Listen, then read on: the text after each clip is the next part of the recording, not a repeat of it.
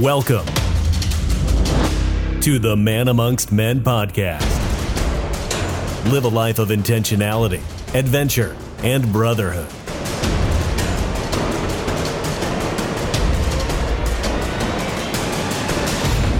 Take the inner journey and live out over your edge constantly. Here are your hosts, Dominic and Brian. Daryl covers a lot of ground in this episode, ranging from how the KKK is constantly rebranding to avoid stigma so they can continue to drive membership, to how he's able to not take the hatred so personally so he can remain at the table and forge relationships and friendships, because he calls them friendships, with these Klan's members. And where we're going to begin is another unbelievable story of many unbelievable stories that Daryl has with respect to the time that he lent his music tour bus to the KKK for a Klan rally because they could no longer rent buses from their own rental facility. Here we are, Daryl at his best.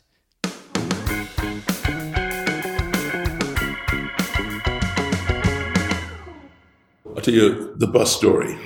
The Wizard of the Klan, this particular group, he called me. He's in another county.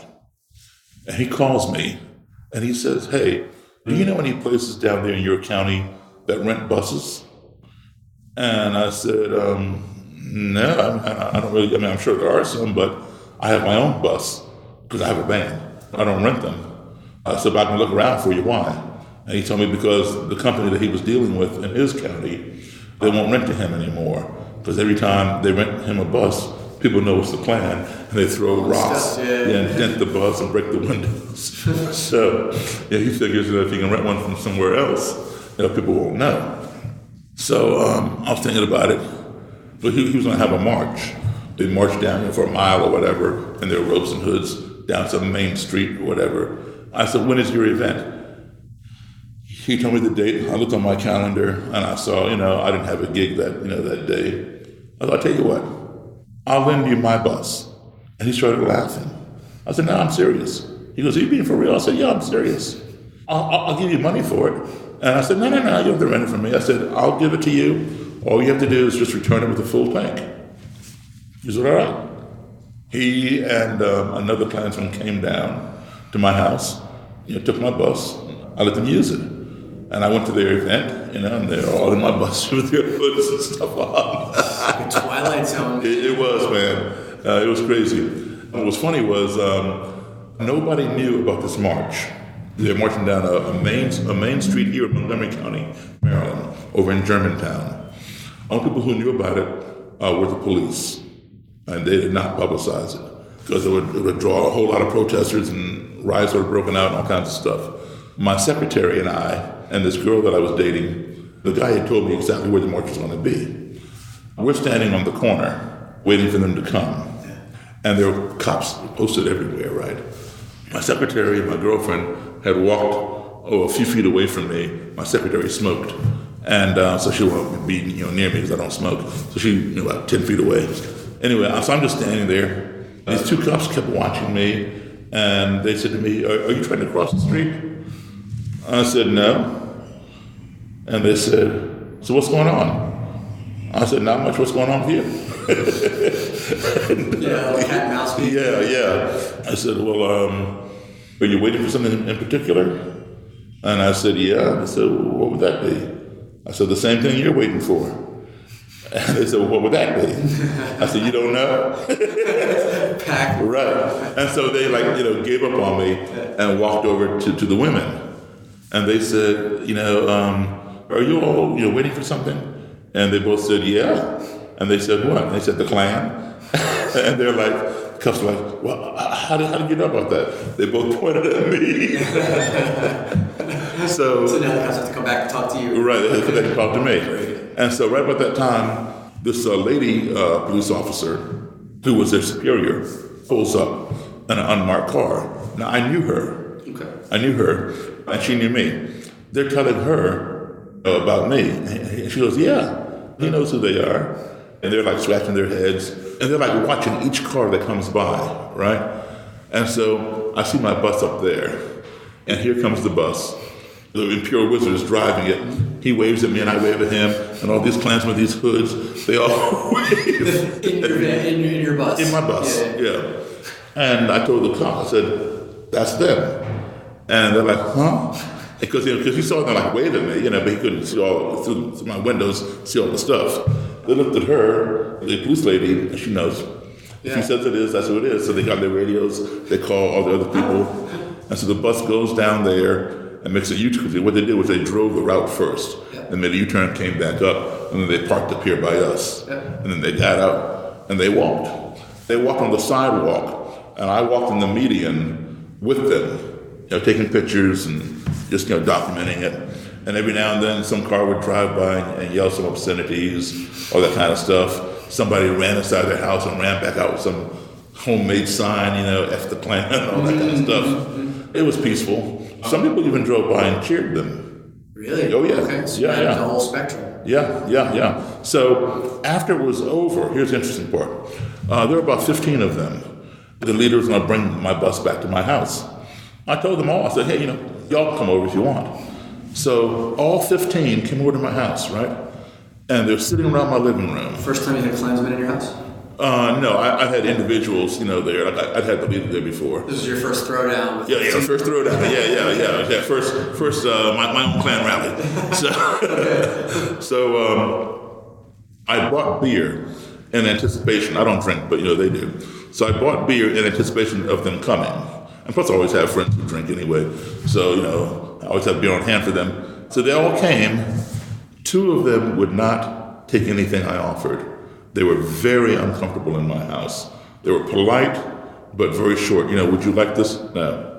You could tell they had never been inside a black person's house before, at least not invited. I mean, I don't know what they did, When the lights go down. Right, exactly. Shortly thereafter, everybody else was cool. They're happy, talking, and they called it a successful rally, a successful march. I didn't see anything successful about it, but nonetheless. Shortly thereafter, those 2 people who refused anything from me, they left the Klan. And mysteriously, the wizard began receiving anonymous hate mail. Okay? The same kind of hate mail he used to send out. Okay? Saying that he was in bed with Daryl Davis, he was a nigger lover, nigger Daryl had brainwashed him, all kinds of stuff, right? So, anyway, the next day, I went out on my porch to get my mail. There were 2 police cars sitting across from my house, watching my house. Really? Yeah. Had you called them? No. Because, anytime you have an event like that, in like a Klan rally or neo-Nazi march or whatever, what they do is they take down tag numbers. Okay. So, for intelligence, who the cars belong to. Of course. Right. So they took the tag on my bus, and then I walk out of the house.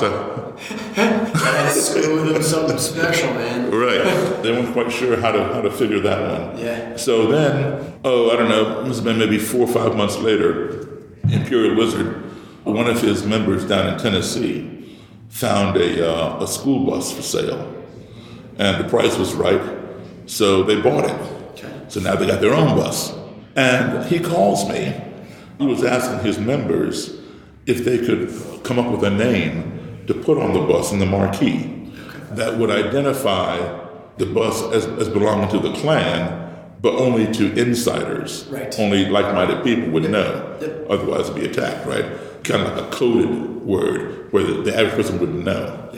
And he asked me if I had any suggestions. He said, I'm serious. You saw the documentary. This is the kind of stuff that goes on. Is this Roger Kelly? Yeah, exactly. Okay. Exactly. So he asked me if I had any ideas. And I said, well, let me think about it. I said, yeah. Because, the Klan considers itself to be a fraternity. And, of course, they have female members, too. But it's a fraternity. So, in their eyes. Okay. So, as we know, a lot of fraternities started with Greek. Yeah. Okay? And so I said, you know what? How about Tri Kappa? Tri meaning 3, Kappa, K. Right? And you put it in the marquee. He says, huh? Well, what do you mean? And he didn't understand the whole Greek fraternity thing and the Greek alphabet. And so he goes, I don't know, Daryl. I don't know. Let me think about it. So anyway, he didn't use it. one of his guys came up with the name Special K. I said, no. Well, anyway, they called it Special K. Okay. Put it in the marquee, and about a month later, they got a letter from Battle Creek, Michigan, from Kellogg's. Does cease and desist. Yeah. Oh my God. Kellogg's. That's some good shit right there. I mean, is this man's life not unbelievable?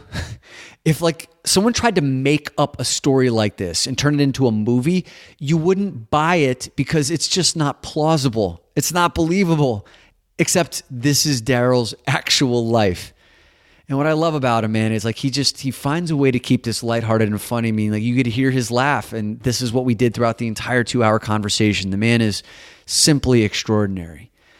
Now, one of the questions that I had for him, and one of the questions that many people asked me when I told them about meeting with Daryl is, Daryl, how are you able to sit across the table from these people who say the most rancid, vile things to you and not take it personally? And he had a very simple answer for it. When you really think about it, on the surface, somebody tells you something about yourself that you know not to be true. Maybe initially, you want to smack them or something. Yeah. But then just step back for a second and realize this person is talking out their butt because, they don't know you. Yeah. So they're making up stuff. Is what they're saying really hurting you, or is it really displaying their ignorance? You hit them if you want. And that's going to make you feel good. You knock somebody out or whatever.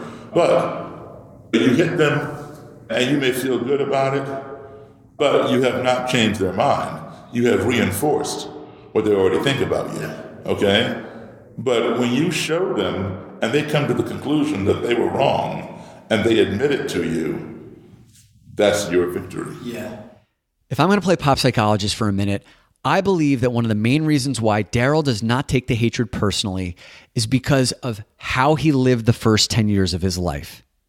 If you remember from episode number 1, Daryl grew up as a son to someone who worked in the United Nations, and he lived all over the world and had exposure to all these different backgrounds, races and religions and demographics, and everyone accepted one another. Daryl did not experience his first taste of racism until he was 10 years of age, when he was marching for the Cub Scouts and people were throwing rocks and soda cans at him. And when his parents had to explain what was happening and what racism was, even though he trusted his parents and said that his parents had never lied to him, this concept of racism and that someone could hate him purely for the color of his skin scrambled his brain so much that he was convinced his parents were lying to him. It just did not jive with this worldview that was so firmly cemented in his first 10 years of existence. I mean, we've all heard that our first and our earliest years are the most formative stages of our lives that we carry with us throughout the course of our lives. And I think Daryl was blessed with this gift of when he experiences racism, like rocks and bottles being thrown at him, he didn't get angry, he got curious. And he's carried that curiosity throughout the course of his life, which has allowed him not to blow up or not to have his temper go, not to want to be violent against others, but rather to remain curious. And that's just my own perspective on this. As we move into this next segment of the conversation with Daryl, he talks about how fear is the most powerful tool known to man and how he had tastes of that early on in his life that he carried forward with him and some of the work that he's done. And people say, well, you're brave. No. Courageous, no. It's more curiosity than courage. Because you have that ideology, because you have a robe and a hood or a swastika tattooed on your chest, does not give you any more power than you have without all that stuff. Fear is the most powerful tool known to man. I'll tell you a story, just to demonstrate what I'm talking about.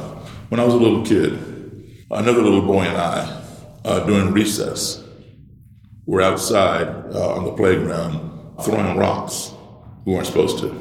Okay? Where were you? Where was this? This is overseas. The janitor caught us. And now back then, the principal could spank you. Okay? And a lot of my classmates and schoolmates, got spankings regularly from the teachers or the principal. For whatever reason, it may have been a racial thing that I didn't know about or whatever. The other little boy that I was throwing rocks with, he was white. He didn't go to the principal's office. He was let off the hook or whatever. I was taken to the principal's office. Now, I'm not saying it was racial. I don't know. The principal told me, I was in second grade. Told the principal what I'd been doing. The principal said, Daryl, have a seat right there. He goes, I'll be back. I figured, okay, this guy's going to get his paddle. I'd never been spanked before by this guy, but I knew people who had. And so I thought, oh God, here it comes, right? This was we had like two recess periods, like one at 10 o'clock and one right after lunch. This is during the morning recess when this happened. He left, his name was Dr. Shuey. I remember his name all those years ago. Dr. Shuey left me and walked out of the office. He didn't come back.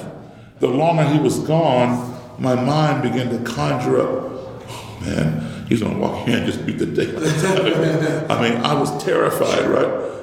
Lunchtime came around.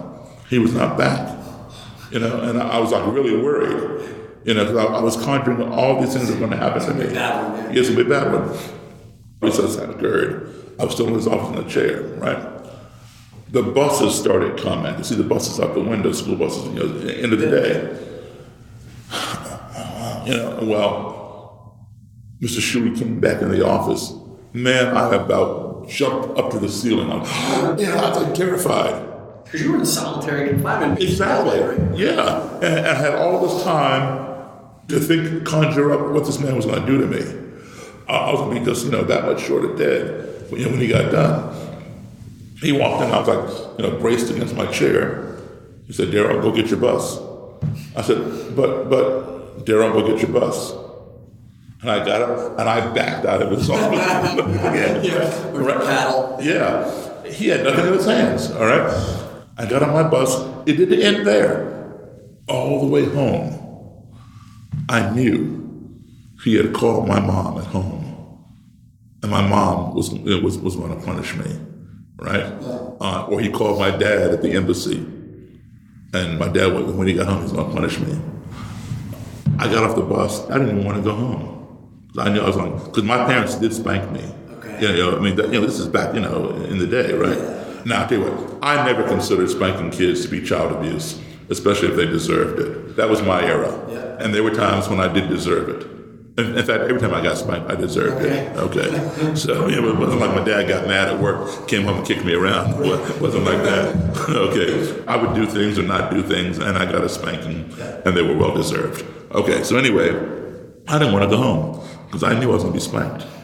I just slowly walked home, and I walked in, and my mom, hey, how you doing? How's your day? She's up to something, Yeah, and she's probably already talked to my dad, and when he gets off, comes home, I'm going to get it. Nothing ever happened. And that taught me something.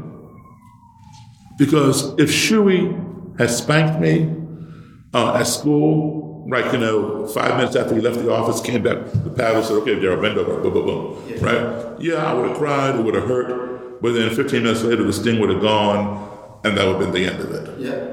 But I was terrified all day long. There was no worse punishment. Slow torture. Yeah. And he didn't even touch me. Yeah, right. He said, Daryl, have a seat, I'll be back. And he said, Daryl, go get your bus. Yeah. He knew what he was doing. Yeah. He knew what he was doing. That terrified the hell out of me. Yeah. Okay? And I walked the straight and narrow. I didn't throw any more rocks. That was the ideal punishment. Fear is the most powerful weapon known to man. Yeah. Not the gun, not the bullet, not throwing rocks or whatever. When people put on that robe and hood, people get scared. Regardless of what's going on, they're scared. I'll take robes and hoods on lectures that I give at colleges. Some people want to touch it. Oh, no, I don't touch that thing. It's just a piece of material. There are people who wear a shirt and tie or suit. People who wear a Hawaiian shirt and Bermuda shorts, or tennis outfit, or police uniform, or a judge's black robe that feel the same way as somebody in a white robe and hood. But we're not afraid of those people. If they were to put on that robe and hood, all of a sudden we'd be terrified of them. Yeah. We have to educate ourselves. Do not judge somebody by what they wear. You judge them by what's here and what's here, how they feel and how they think. In this next segment, Daryl's wisdom and pulse on the current state of the KKK is on full display. And I found this to be one of the most intriguing parts of our entire conversation because he talks about how the KKK is so shrewd in avoiding stigma and rebranding themselves so they can continue to build their membership. Sometimes these guys, they rebrand. It's the same stuff, but they use different terms because of the baggage associated with the Ku Klux Klan. Okay. Tom prefers to appear in suit and tie. He puts on a robe and hood a couple times a year during a ceremonial kind of thing, but not out in the streets or in public, anything like that. Instead of calling himself Imperial Wizard, he calls himself National Director. Okay. It's like I'm not a janitor, I'm a maintenance engineer. Yeah, right. Okay, gotcha. That's a nice little upgrade for your business card. It doesn't have the connotation. The charge, okay? Because there's so many Imperial Wizards out there doing bad things. The media does not say this particular Klan group's wizard. It just says the Klan. Yeah. And so the general public thinks that it's just one big Klan. So let me say this. Back in the day, they called themselves, all of them, they called themselves white supremacists. I'm a white supremacist, okay? And what they believed in was white supremacy. Along with that came a lot of violence and a lot of death, bombings, murders, lynchings, etc. Some people began to distance themselves from that. Even people in those groups. People on the outside, while many of them did not like black people or did not like Jewish people, they did not want to participate in murder and lynching, etc. So they would distance themselves from constituents who were involved in that. And that came under the name white supremacy. The population of them began to dwindle because people didn't want to go to jail, they didn't want to participate in murder or whatever. So the numbers of membership went down. In order to rebuild and recruit more members, they had to rebrand. So instead of using the term white supremacist because it left a bad taste, they changed it to white separatist. Oh, I don't hate black people. I just love my own. Right. That kind of thing. Yeah. I love you. I'm just... Right, exactly. They can have their own playgrounds, their own neighborhoods. We should be able to have ours, our own schools, etc. All right? Yeah, I like that idea. Yeah, okay, sign me up. Membership increased again, okay? And then the more members you got, there are those who want to, participate in the night riding and all the mayhem that the Klan is known for. And so now white supremacy had a bad name, white separatism began to have a bad name, and membership began to dwindle again, okay? People began leaving. So now they had to rebrand again. So now the term was white nationalist, okay? Here comes, I'm patriotic, I believe in my country, I'm a nationalist.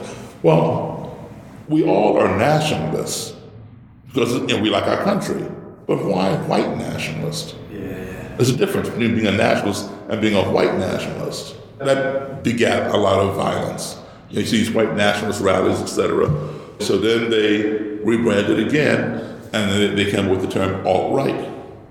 But at the end of the day, what's the cliche? A rose by any other name is still a rose.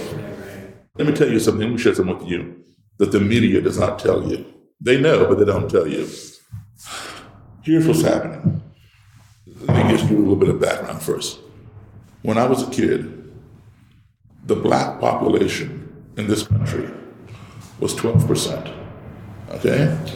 Native Americans were 1.9%. Very small, right? Hispanics, Asians, 2 and 3%.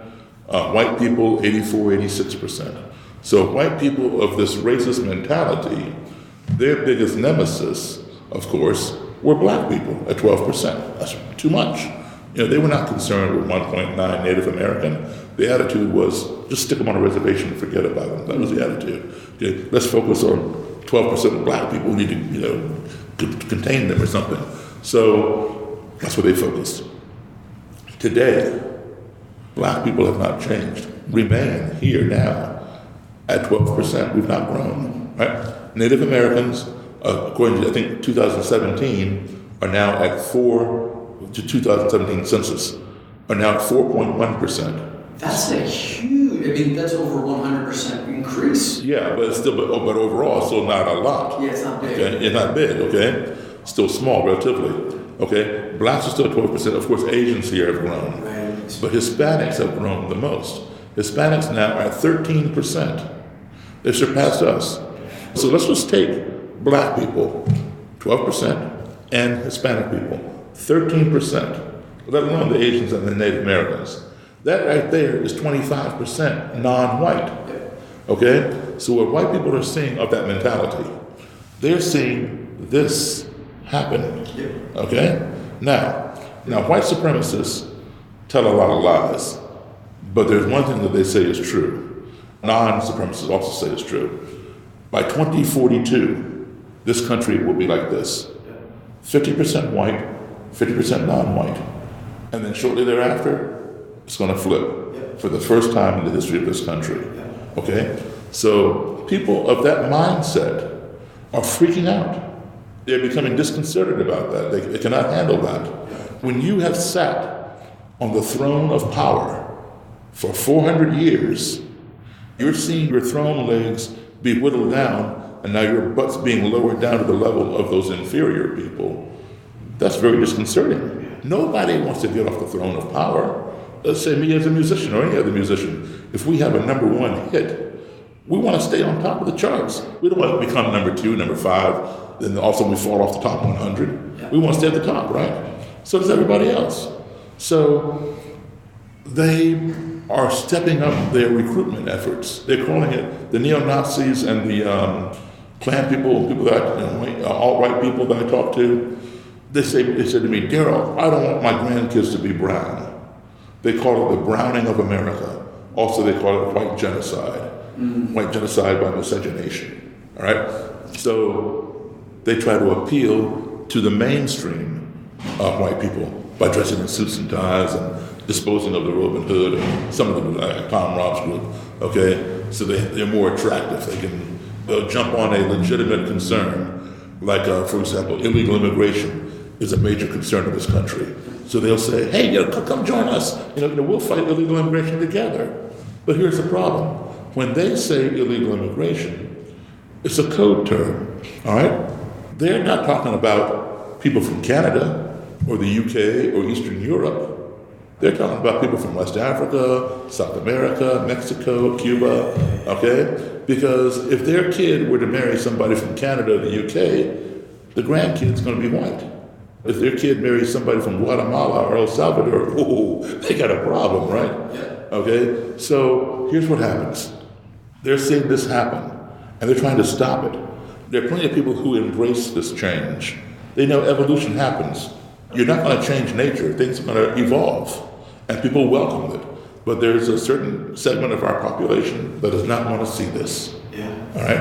And they're going to do everything they can to stop it. So they go and they join these groups. So these groups are now recruiting based on that fear, the caravan. Okay? All right? So they join the group. The group promises, we're going to take our country back. When it doesn't happen, these people get frustrated. They say, you know what? The Klan can't do it, or the neo-Nazis can't do it. I'll do it myself. And that's when they walk into the synagogue, boom, boom, boom, boom, or the black church, boom, boom, boom, boom, or New Zealand, boom, boom, boom, boom. Okay? Those are called lone wolves. All right? It's not easy for intelligence, but it's easier for intelligence people to infiltrate a group than it is to infiltrate a lone wolf. Of course, because it could be anybody who decides to break. Right, you can't infiltrate one person, right? As we get closer and closer, unfortunately, as we get closer and closer to 2042, we're going to see more and more of these lone wolves. This is why we have to be vigilant. This is why we have to address these issues now. Become proactive instead of reactive. All right? And unfortunately also, a lot of things occur around the birthday of Adolf Hitler. Okay? When is that? April 20th. Okay, so that's coming up. Exactly.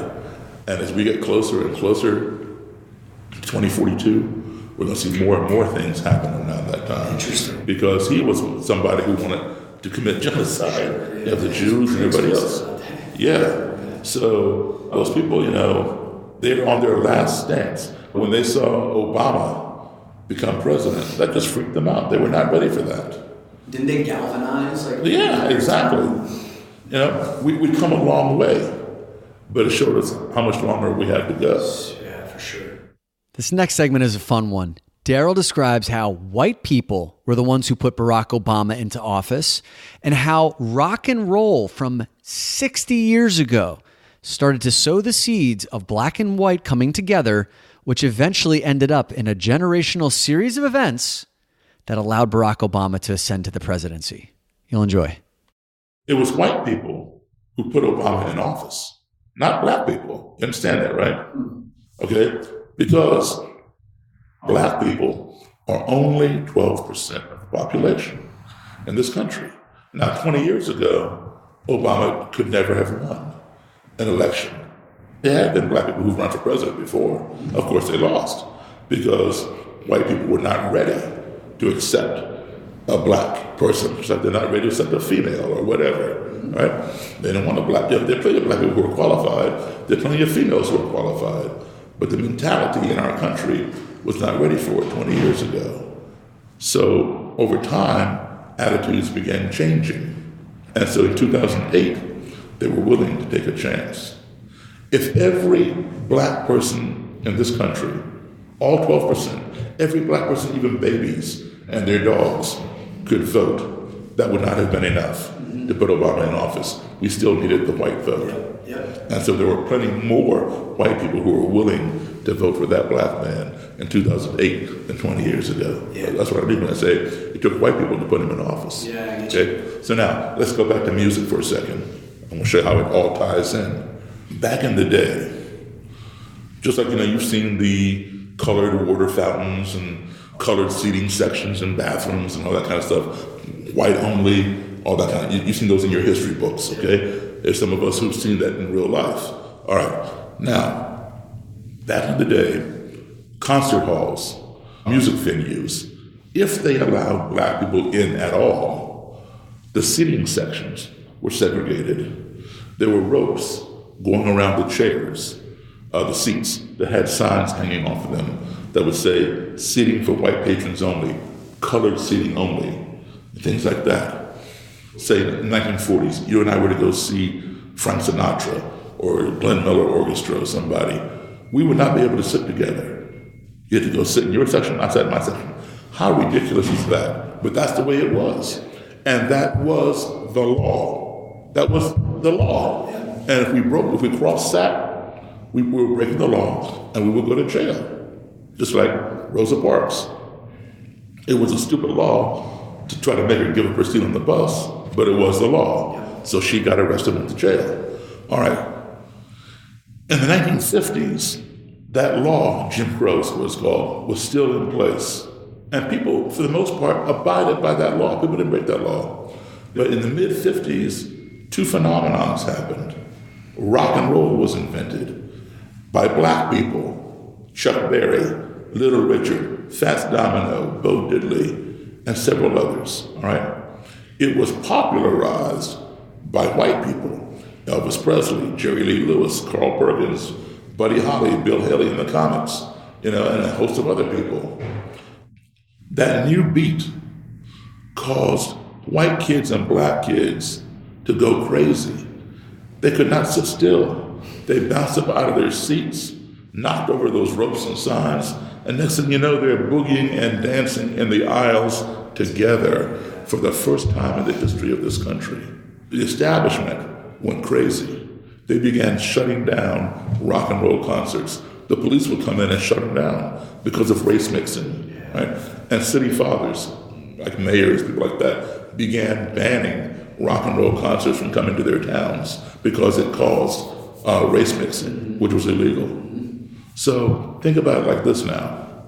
These white kids and these black kids that were dancing together in the 50s, and these rock and roll things, they went to segregated schools. They weren't going to school together because schools were not integrated until Brown versus the Board of Education was 1954. They just integrated overnight. It was over time. So they're going to separate schools. But now they're dancing together for the first time. They're experiencing one another, and they're learning that what their parents told them was not necessarily true. These people aren't demons. They're okay. We're all enjoying the music. We're just dancing together. Exactly. Okay. So now their parents had instilled a lot of this racism in them. So even though they're dancing together, that's as far as it would go with most of them. There might be some who are a little more curious and get involved or whatever. For the most part, most of them would dance together or whatever. They might not want to bring you home with them, at that point in time. But now they become a little less racist than their parents, right? And they grow up and they have kids.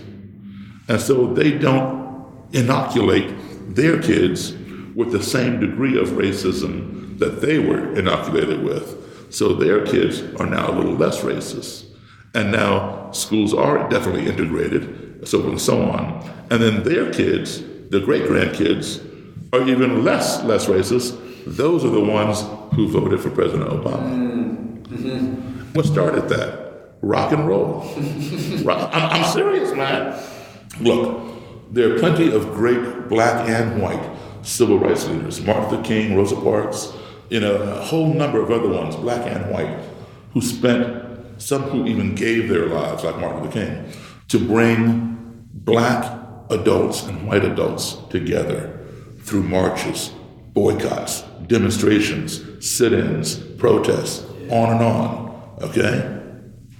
But these rock and roll people, white and black, Elvis, Jerry Lee, Chuck, Richard, Fats, they were achieving that with black and white youth with their music. Yeah. If you remember from the first episode, I said that the number one love of Daryl's life is his love of music. So I thought that the only proper way to finish out this episode number 2 was to share a story that Daryl has about the healing and unifying power of music. If you work for a computer company or a bank and you were to have a party, a get-together, most of the people at your party, if you're a computer person, are going to be computer people. They're going to be IT, hardware people, software people, computer sales people, developers, etc. All right? Same thing with the bank. You're going to be a bunch of tellers, a bunch of branch managers, a bunch of auditors, etc. All within that little genre. But if you have a music event, everybody's going to be there. The bankers are going to be there. The computer people are going to be there. The restaurateurs are going to be there. The garbage man's going to be there. The guy who paints the double yellow line down the street, he's going to be there because he likes music too. All right? So let's say this Friday night, I want to go out dancing. I go to this bar.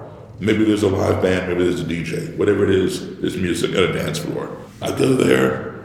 It's a good song. The band's playing a good song. The DJ's playing a good song. I want to dance. People are dancing on the dance floor. First thing I do is I look around to see if I see some single woman, right? And because I don't want to take your woman, right? So I see some lady sitting at the bar, and she's doing like this to the beat of the music. So obviously she likes it. I don't know her. I'm going to walk over and say, hey, you want to dance? She's going to say, yeah, because she's going to do it. She pops off her bar stool. We go to the dance floor. If it's a slow song, we're like this, turning around on the floor slowly, right? I don't even know this woman, but we have our arms around each other. If it's a fast song, we're apart, we're shaking, whatever. At the end of the song, I escort her back to her bar stool. And I say, hey, by the way, my name is Daryl Davis. What's yours? And she says, my name is whatever her name is. I say to her, so what do you do? And she says, I'm the vice president of East Coast Microsoft. Whoa, she's making, $500,000 a year or something, right? What do you do, Daryl? And I said, I'm a busboy at Cracker Barrel. I'm making, $9,000, $10,000 a year, right? Yeah. Where would two people that far apart of the spectrum come that close without even knowing each other? Yeah. Okay? Music did that. Music got that Klansman up from his table to come over and talk to me. And I can tell you something, because I know, which will take me back to the first story. If I had just come inside that bar by myself, not as a musician, I would have had to fight my way out, because I've done it. And what was funny was this. You know who Charlie Pride is? I don't. Charlie Pride is a phenomenal black country singer. Okay. And he was like the second biggest record seller for RCA Records behind Elvis Presley. He's a phenomenal singer, and he's still around. They'd always see me and ask me to play some Charlie Pride songs because I'm black. Yeah. I would intentionally not sing them. I can do it, okay? I would let one of the white guys in the band sing the song, and I'd play it. Yeah. But when I would sing white country songs. Okay. Just to mess with them, but show them that, just because somebody's black doesn't mean they can't do something else than what you expect them to do. Right. I've seen Hank Williams and George Jones and whatever else. Yeah. Willie Nelson. Yeah, and you were saying, who was it? It was Chuck Berry, B.B. King, Little Richard, Fats Domino, Bo Diddley. And white people took what they were doing and then popularized it. Yeah, exactly. Look, should I assume that white people can't play the blues? They got it for black people, but they can play it. Right. Okay? You got Eric Clapton, Stevie Ray Vaughan, a whole host of other people. Well, guess what? Black people can sing country too. Yeah. I remember you were saying, or maybe it was in the documentary, the reason why you joined that country music band is because what was the movie that came out, the John Travolta movie? Yeah, Urban Cowboy. Urban Cowboy. Yeah. So basically, you want to play music, and that's what people were listening to. Exactly. You jumped in. As a musician, I'm a service person. I'm providing a service. If people are not buying your service, then you're going to starve. Yeah. Whatever the trend is. If it's swing, then I'm going to play swing. Bebop, then that's what you got to do. My degree is in jazz. But I'm out here playing rock and roll because that's what I get paid to do. Yeah, and it seems like you have a love for anything music. Yeah. So, you'll play what the audience wants. I'll play when I'm paid to play. And what is your favorite thing to play? What I'm paid to play. Okay, that's fair enough. Episode 2 is officially a wrap. Tune in to the final installment of this 3-part conversation with Daryl Davis, where we cover some of the most provocative parts of our entire 2-hour conversation, including going behind the scenes on the most contentious exchange that he had with members of the Black Lives Matter campaign, which was documented in the documentary Accidental Courtesy, where he almost came to blows, it seemed, with members of the Black Lives Matter campaign. What has happened since then? And what Daryl's perspectives are on the fragmented Black Lives Matter movement. He also talks about why he believes that Donald Trump is the most important thing that's happened to America. And finally, he goes into why he believes most interest groups don't ever really make an ounce of progress or difference on the issues that are most important to them. Hey, thanks for listening to the Man Amongst Men podcast. If you enjoyed this episode, don't forget to hit the subscribe button. And if you want more access to tools and resources, and you want information on our upcoming live events and retreats, head on over to www.doinnerwork.com.